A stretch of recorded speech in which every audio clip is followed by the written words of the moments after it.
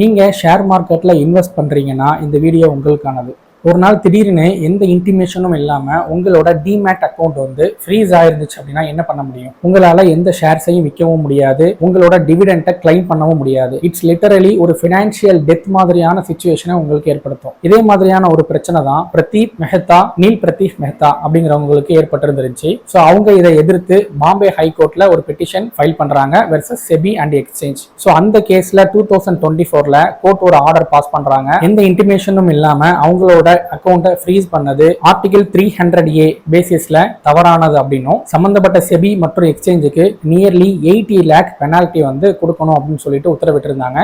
So அதை எதிர்த்து SEBI and exchange supreme கோர்ட்ல அப்பீல் போயிருந்தாங்க.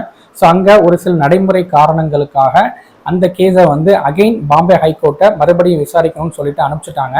ஸோ இந்த கேஸ் நமக்கு உணர்த்தக்கூடிய முக்கியமான பாடம் என்ன அப்படின்னா, ஒருத்தோட டிமேட் அக்கௌண்ட் அப்படிங்கிறது வந்து அவருக்கு ரொம்ப முக்கியமானது, அவரோட உரிமையியல் சார்ந்தது. ஸோ அதே நேரத்தில் அஸ் அ இன்வெஸ்டரா நம்மளோட டிமேட் அக்கௌண்ட்டை பாதுகாக்க நம்மளுடைய முக்கியமான ஒரு கடமையா இருக்குது. உங்களோட டிமேட் அக்கௌண்ட்டை நீங்க ட்ரேடிங் பண்ணாத நேரத்தில் நீங்களே செல்ஃபா வாலண்டரி ஃப்ரீசிங் பண்றதுக்கான ஒரு ஆப்ஷன்ஸ் இருக்குது. ஸோ அதை பயன்படுத்தி நம்மளோட அக்கௌண்ட்டை எந்த விதமான பிரச்சனைகளையும் சிக்காத அளவுக்கு நம்ம பாதுகாத்துக்க முடியும். அதே மாதிரி டிமேட் அக்கௌண்ட்ல நம்மளோட நாமினியை நம்ம செக் பண்றது, அதுல ஏதாவது சேஞ்சஸ் தேவை அப்படின்னா நம்ம அப்டேட் பண்றது, அது நம்மளோட முக்கியமான கடமையா இருக்கு. ஸோ இந்த மாதிரி முக்கியமான டிப்ஸ் அண்ட் அவேர்னஸை தெரிஞ்சுக்கிறதுக்கு எங்களை ஃபாலோ பண்ணுங்க.